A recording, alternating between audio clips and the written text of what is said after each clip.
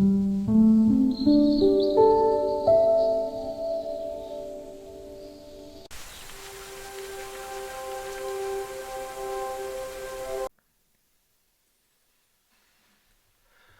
everyone, thank you for joining me. I'm the Eusebius. We are going to be looking at another passage in the Old Testament today. This study, again, I first learned about in the Zondervan textbook on Hebrew. And so I just wanted to share the things that I learned from it with you guys. The information is coming from Dr. Jeffrey Niehaus. And there is a couple page paper that he wrote as well that I read that I'll be leaving the link in so you guys can go and read it for yourself. And I encourage you to do that. As well, it is found in his book, God at Sinai, which was published, I believe, close to 30 years ago. So this information has been out there, which I have not read the book, but I believe if you read the book, you'll probably get a lot of supporting evidence for what we're going to be looking at today. But we are going to be looking at a passage in Genesis, a very well-known passage probably to you, and it is Genesis 3:8, and we're going to be seeing Dr. Niehaus's argument for the way he thinks it should be translated, and we're going to talk about some of the difficulties and why this may work, and I look forward to seeing any thoughts on this. So again, Genesis 3:8, I'll read it. I'll give his translation and just a very brief summary of the arguments, and then you can choose if you want to listen in more detail as I show at least what he makes as the arguments. And so Genesis 3:8 in the ESV translation is going to say, "And they heard the sound of the Lord God walking in the garden in the cool of the day. And the man and his wife hid themselves from the presence of the Lord God among the trees of the garden." Again, that's the ESV translation, and sounds the way most will sound. Maybe some will say the voice of the Lord, but pretty standard translation right there. The author's translation, Dr. Niehaus, which just hear it out and then we'll look at the evidence afterwards. His translation is going to make a few changes, and so I encourage you to stick around to hear his reasoning. He's going to say, again, Genesis 3:8, "Then the man and his wife heard the thunder of Yahweh God as he was going back and forth in the garden in the wind of the storm. And they hid from Yahweh God among the trees in the garden," or of the garden. And so we see there a couple differences. I'll just point out the key differences. I'll go in order. Instead of sound or voice, he translates this as thunder or thunderous voice. And we'll see, if you stick around for the evidence, the fact that voice can be thunder is not a leap. It often means thunder when the context allows it. And so that's going to be the big argument, if it allows it. Then the word walking, he translates as going back and forth.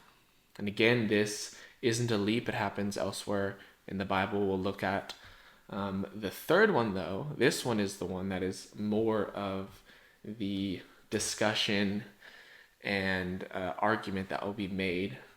And you might have noticed, but that the big phrase change is from the cool of the day to the wind of the storm.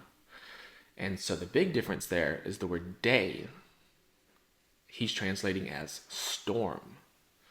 And we will look at that evidence. But those are the three changes, right? The word voice or sound is thunder. Walking is going back and forth. And then the cool of the day is the wind of the storm. And so that is the overview. And now we're going to jump into the finer details of the argument, that all of these can be found in that paper. So I encourage you to read for yourselves for any point I might have left out for giving a summary. But one of the first points is that a big emphasis you're going to see throughout is of the cultural language and understanding, and how he sees, right, the thunder of Yahweh in the wind of the storm being very culturally relevant to ancient Israelites, the people leaving the Exodus, right, in all the cultures and religions around them. This is really relevant, he's going to show.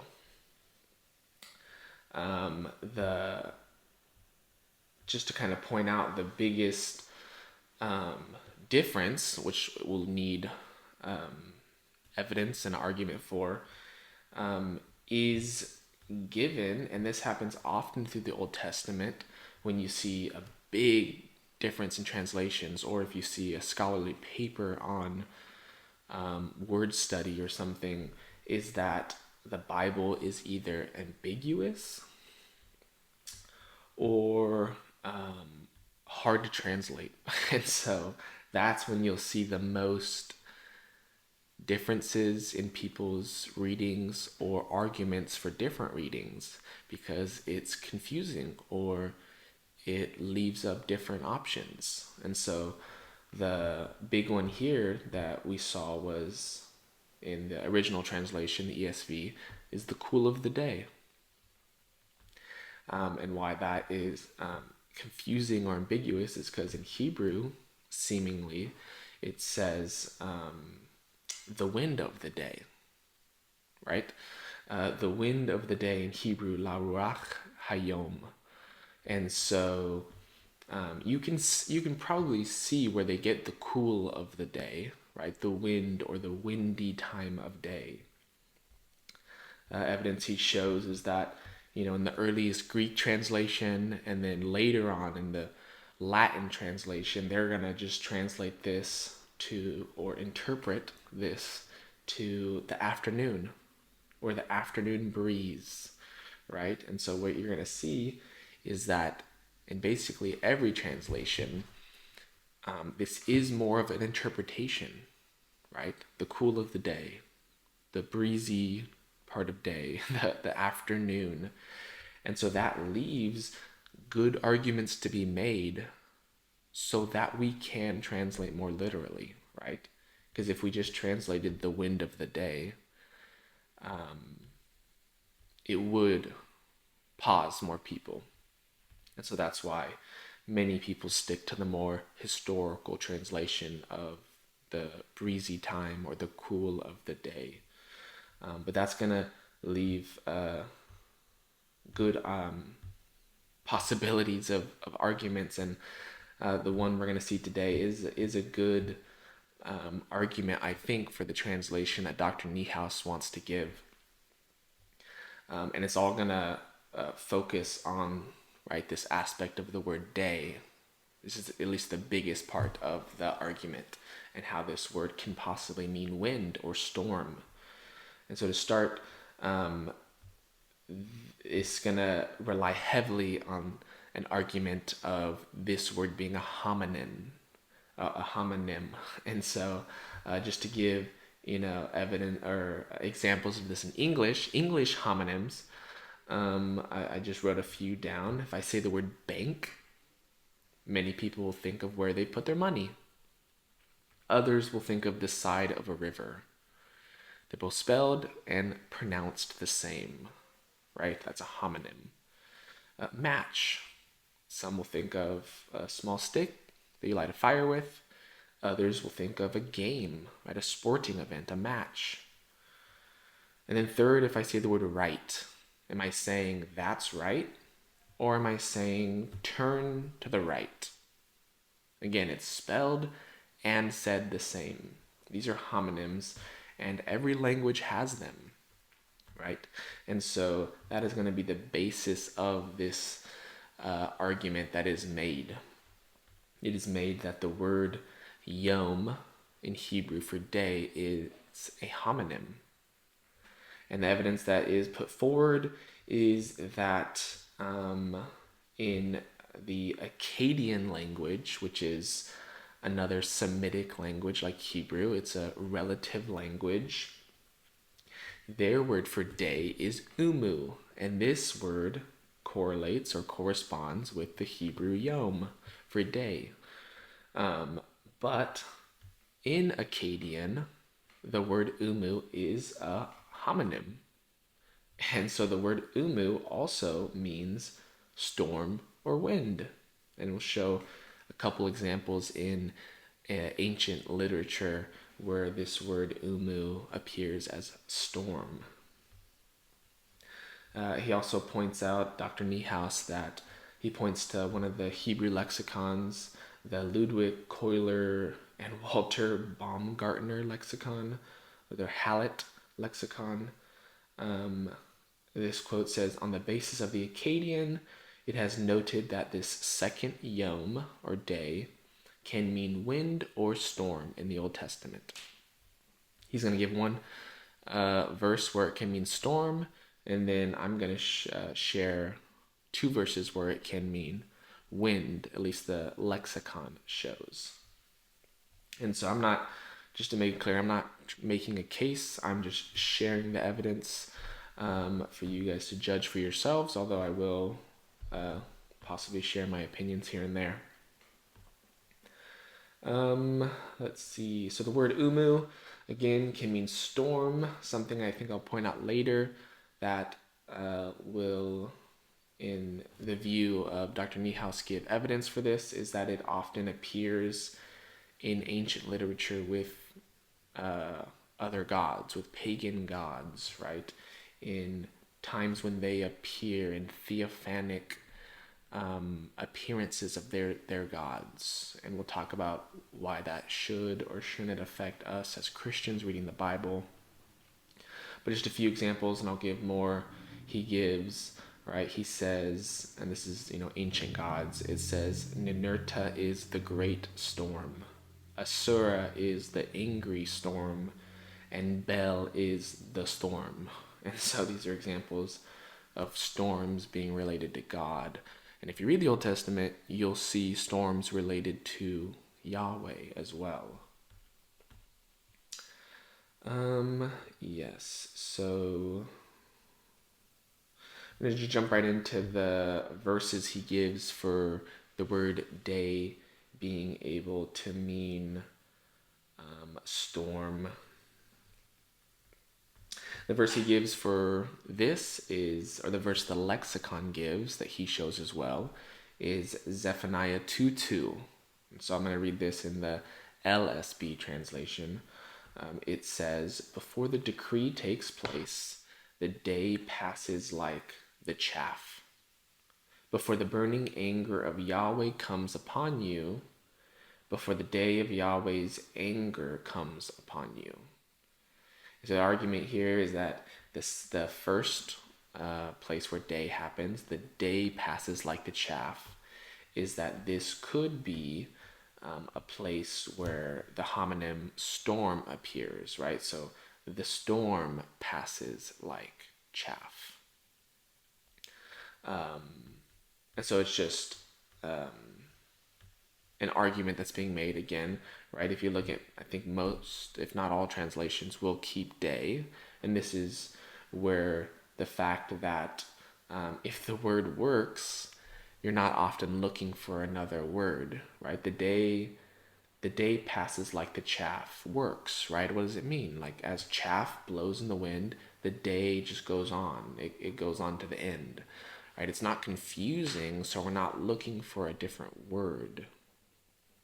If you know or believe that the word day can mean, or has a homonym that means storm, then you might look at this and say, oh, okay, the storm passes like the chaff. That, you know, clear, good imagery, right? The storm passes on just like the chaff passes with the wind. Again, wind and storm being connected there. A footnote that Niehaus puts, he says, the storm of coming judgment advances quickly, driving all before like chaff driven by the wind. So, right, the storm coming, that means judgment's coming, and it drives all before it like chaff. Alternatively, he says, since the other occurrence of day, right, the day of Yahweh, or the day of the Lord, which is a very common saying, since that's best understood as day, right, it could be a wordplay, right? In other words, you can just translate it day, right? The day passes on like chaff, but you have the illusion of storm because you understand that the word yom can mean day or storm, right? So you can say the day passes on like chaff, but you're going to know that that can mean storm, and you're going to have that imagery in your head, at least if you're reading in Hebrew, not in English. So he just makes that point, right? You could just translate this storm if that does work, or it could be day, but you have that in the back of your head, right, of what this is. So it's a word play, which happens often in Hebrew. And that's the main verse he gives for the word yom being able to mean storm, right? I'm going to give two more examples that appear in the same lexicon. These are going to more make the argument that it can mean wind. And again, I'll remind you, the argument is that the homonym yom can mean storm or wind. So if you can show that it can mean wind, it supports the argument that it can mean storm. So in the Song of Songs, there's two verses which are repetitions. So I'll just read the first one, right? But it's 2:17 and 4:6. I'll just read the first one here. It says, until the day breathes and the shadows flee, turn, my beloved, and be like a gazelle or the young stag on the mountains of Bether. And so, right, the translation, if this means wind, right, storm doesn't really work until the storm breathes or blows and the shadows flee. Again, just reading it with the word day, again, why everyone's not looking for a better word is because the word day works, right? Until the day breathes and shadows flee, right? Seems to make sense. But again, until the wind breathes, or it can be translated blows, and shadows flee. So we get that is pretty clear image, right? The wind blows, and then kind of a similar image, the shadows flee. So this showing that this word yom or day can be wind, right? The wind blows, the shadows flee. Turn, my beloved, and be like a gazelle, is the argument there. Again, if you look at all your translations, you're probably going to see day, because again, unless it's super confusing or hard to understand, translators aren't going to be looking for a word. But as the argument goes, it seems as though this word yom in Hebrew has a homonym that can mean storm and wind, or storm or wind. And so we saw in Zephaniah 2:2 where it can mean storm, right? The storm passes like chaff. And we're seeing here in Song of Songs that it seems like it can mean wind, right? The wind blows, the wind breathes. And so that is the biblical evidence at least. And I didn't go searching all the word locations of yom, because as you might know, the word day appears quite often in the Bible. And so to do a full study of that would be a long process.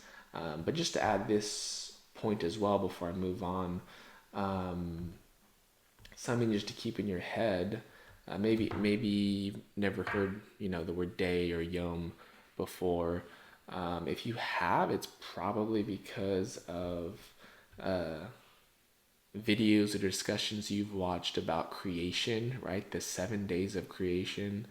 That's a big debate and argument, right? Where one side will say Yom means day, day means day, and the other side will point out that it doesn't always mean day, right? And I'm not making an argument for either side, but it's important to show and to be upfront with the evidence that no, the word yom, it most often means day, but it can mean time or time periods. So again, if you're just thinking, why is this even an argument? Day means day. Well, it doesn't strictly mean that. No Hebrew word strictly means one thing. And so maybe that'll just help you even thinking or processing through this. But those are the biblical evidence, at least that Dr. Niehaus gives. Um, some more points that he puts forward, right? Some non-biblical points he puts forward, right? Is the fact that the Akkadian use of umu for storm is used with theophanic overtones, right? A theophany is when God appears, right? As Christians, when Christ appears, we call it a Christophany in the Old Testament.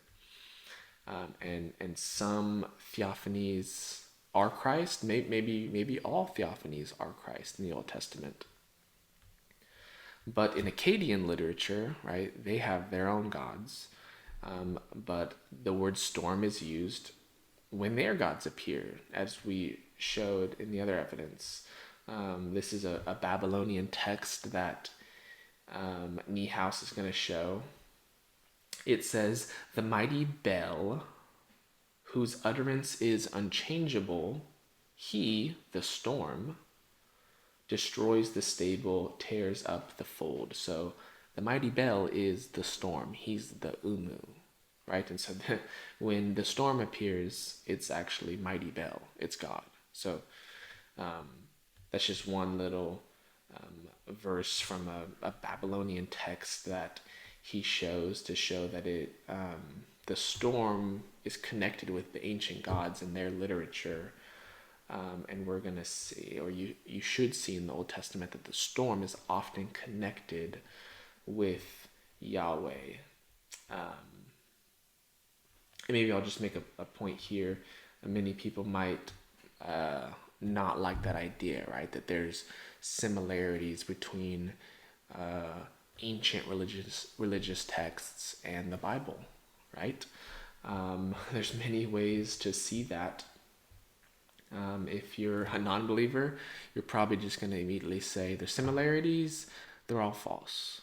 They're all just copying each other, right? If you're a critical viewer, critical scholar, you're going to say that, oh, the similarities are evidence that the Hebrews just copied the other religion, right? They just copied and they took out the parts they didn't like, they kept the parts they did like, they just changed, the names of their gods.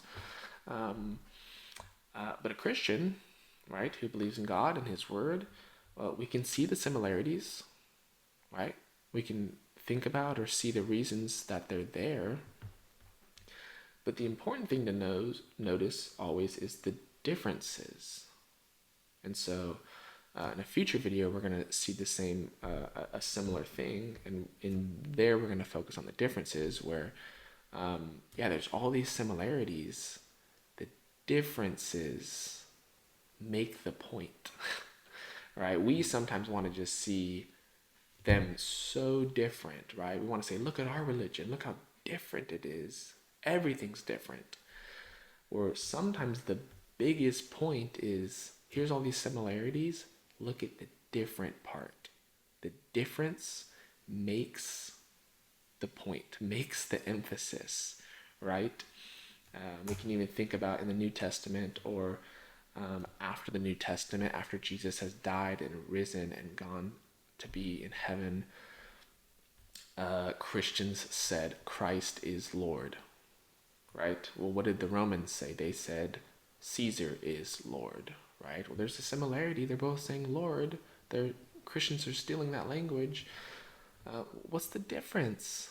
Romans are saying Christ is Lord, or Caesar is Lord. Christians are saying Christ is Lord. They're making a big difference, right? That's just a post New Testament difference, right? We should be seeing the differences between the Bible and the ancient texts, not be afraid of the similarities, and not like that there are similarities here and there, but that these are to, again, show us the differences. And that's a good thing that we should be focusing on. Let's see. Yeah, here's another quote. Yeah, so after pointing out that the connection of storms with the other gods, Niehaus says, right, quote here, he says, "The storm, of course, is the advancing presence of Yahweh. He advances in terrible theophany, just like the gods, Ninurta, Ashura, and Bel in the Akkadian literature." So he's, right, advancing in this terrifying storm, right? Niehaus is going to quote John Calvin, showing that it seems like he kind of sees this, even though he sticks with the original translation, right?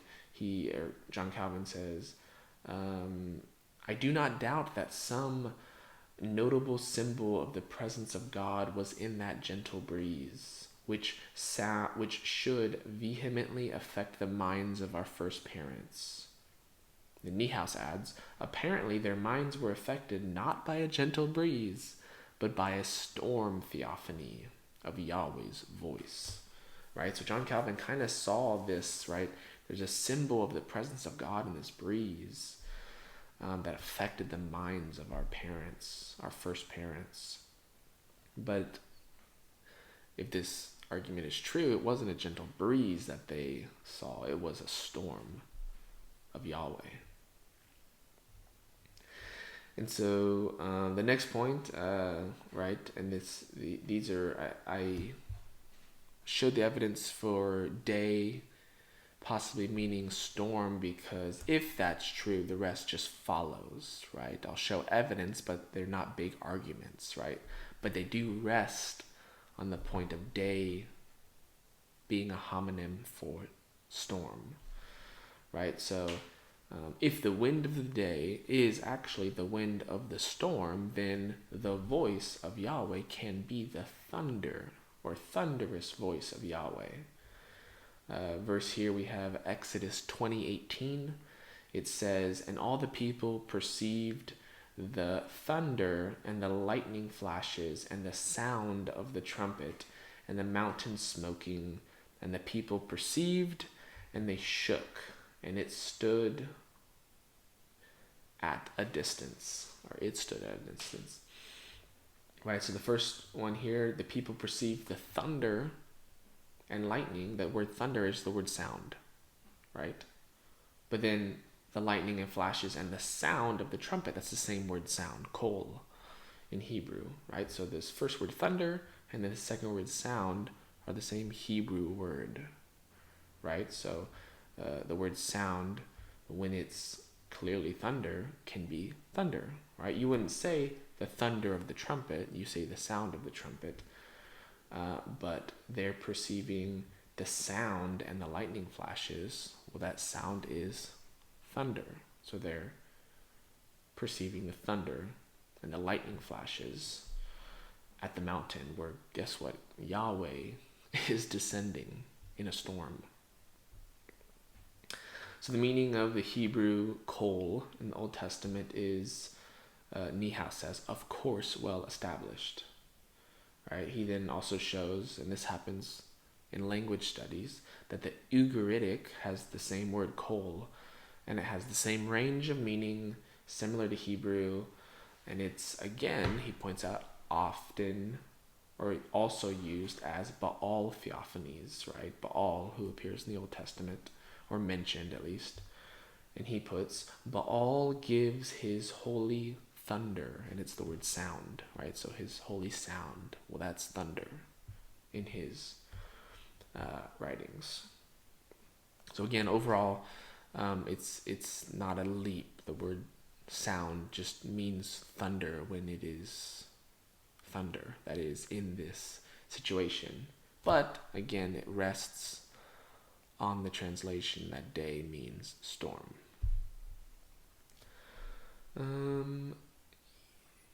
Yes, again, the emphasis is given not just that voice can mean thunder, but that it happens in theophanic verses, right? When God appears in a storm, there's thunder. That's a point that's made. And the third difference, which again actually doesn't rely on the word day meaning storm, but just gives you a better image of this storm, is the fact that walking can be translated, right, going back and forth, right? So this word walk or walking in Hebrew is halach, to mean to go or to walk. It's in what's called the heath pale, a verb stem. It's active, participle. None of these things you need to know, but it can just strictly mean walking, right? So that's what the translation gives, because they don't need it otherwise. But if we are to see this as a storm with thunder, the storm's not walking. The storm is going back and forth. This is because this word, since it's in the heath pale stem in Hebrew, it can mean a reflexive action, but it, in this instance, has an iterative meaning, which is a repetition in action. So you can say walked back and forth or went back and forth, or was going back and forth, and that is what fits best in this verse. If it is, again, a storm with thunder, the storm is going back and forth. A verse to show that, first Ezekiel 1:13 says, "And for the likeness of the living creatures, their appearance was like burning coals of fire, like the appearance of torches moving to and fro, or back and forth, among the living creatures." Right? They were moving, but they were moving back and forth among the living creatures. There's this repetition, this continuous movement, right? And so that's just, one verse of evidence that this is an easy translation. Doesn't even really need to be factored in that the word day is storm, right? In the original translation, we could have said, right, they heard the sound of the Lord God going back and forth in the garden, right? So he's pacing in a sense, right? And they're pacing God. But also works in the translation of this being a storm theophany. The storm is going back and forth in the garden. And then a last verse, which is going to have multiple of these words as evidence, right, is Psalm 77, verse 16 and 18, or 16 and 17. And it describes God's work in the Exodus, and Dr. Niehaus calls it the Reed Sea Theophany. So in this verse, it says, "When the waters saw you, O God, when the waters saw you, they were afraid. Indeed, the deep trembled. The clouds poured out water. The skies gave forth thunder. Your arrows flashed on every side. The crash of your thunder was in the whirlwind. Your lightnings lighted up the world. The earth trembled and shook." So we're given this, right, this song, this poem about God's work in the Exodus, right, in the parting of the sea, it seems. In verse 17, though, we see the clouds poured out water, the skies gave forth thunder, and this is the word kol, or sound. Your arrows flashed on every side, right? That's the same word to go, but it's in the Heathpel again. So it could be your arrows went back and forth, or your arrows went here and there. I believe the ESV is the one that just says they flashed on every side, right? This continuous thing. And then just verse 18, just to show you again that this word sound can be translated just more closely to sound. The crash of your thunder was in the whirlwind. And the thunder in verse 18 is actually a different Hebrew word, which more strictly means thunder, ra'am, right? So the verse 17, the sky gave forth sound, but we know that sound is thunder, so we translate it thunder. Your arrows flashed on every side, and then the crash of your thunder was in the whirlwind. So again, just showing that the word sound can mean thunder, and the word going can mean this repetitive going. Again, emphasize that this is God's interaction with the world. It's theophanic in nature, right? And so again, to go back to the translation that Niehaus gives for this verse, taking into effect that there's an argument that the Hebrew word for day has a homonym that can mean storm, that the word voice or sound can mean thunder, and the word go, a walking, has a repetitive effect in the verb stem that it has. The translation he gives is, "Then the man and his wife heard the thunder of Yahweh God as he was going back and forth in the garden, in the wind of the storm, and they hid from Yahweh God among the trees in the garden." And one last quote, just about what happens in this whole story, right? He says, "Although the stated reason for the hiding is that they were naked," Genesis 3:10, "it is likely the tremendous theophany that was advancing towards them, against which they were indeed naked, caused their fear." As Kenneth Kuntz has noted, such a fear is a standard part of human reaction to theophanies in the Old Testament, right? So they were hiding, and they give their reasoning. Why were you hiding? We were naked. But there's this added part that a theophanic storm was approaching them as well, right? And so that's the end of really all the points and evidence and arguments. Maybe just a brief kind of comment. Many people might be hesitant to even consider this because they are convinced and like the understanding that this was not only a theophany but a Christophany, right? This was the pre-incarnate Christ walking in the garden, with Adam and Eve, right?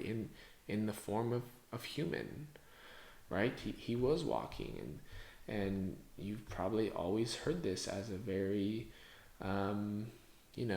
nurturing scene, right? He's walking in the garden, and they should be comforted by that, but they're actually afraid, and that's bad. They have shame. Those are all true things, but you might be hesitant to even think about this translation because that's your understanding, and this takes all that away from you.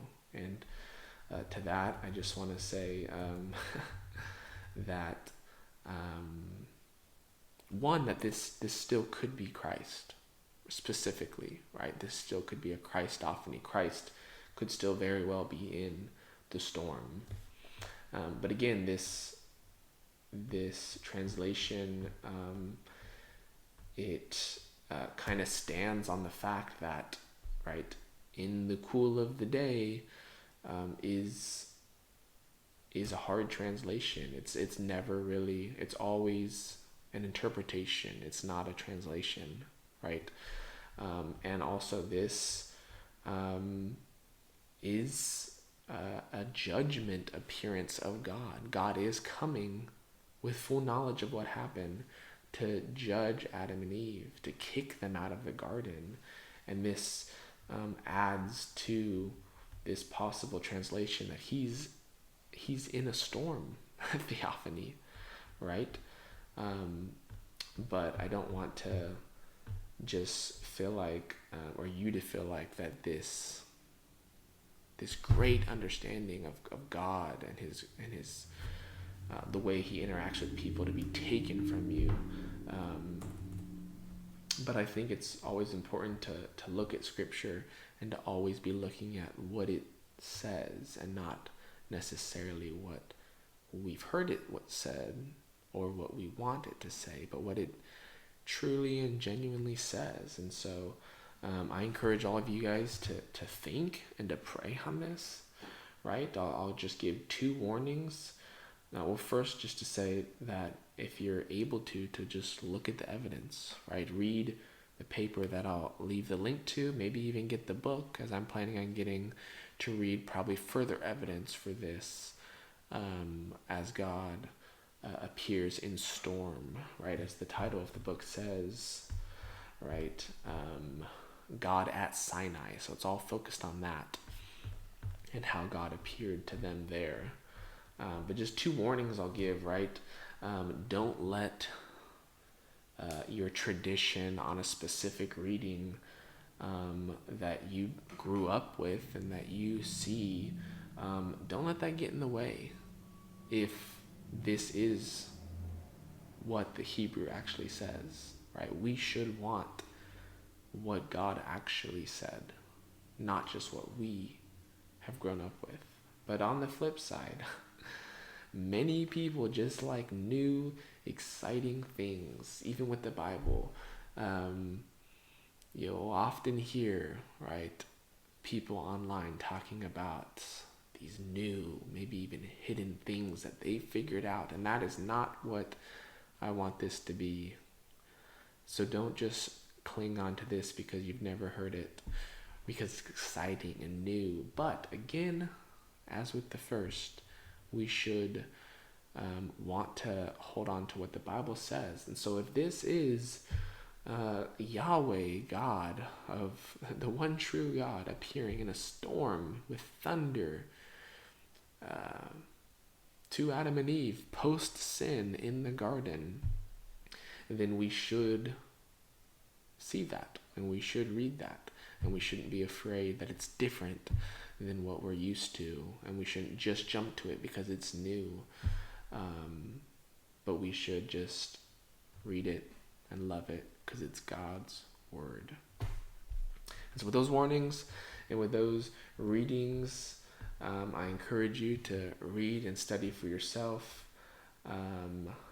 Thank you for listening. If you made it all the way through, let me know any thoughts or comments down below. If you've heard this, what your just initial thoughts are maybe, or if you've studied this anymore, what you think. I would love to know. But thank you for watching and listening. God bless.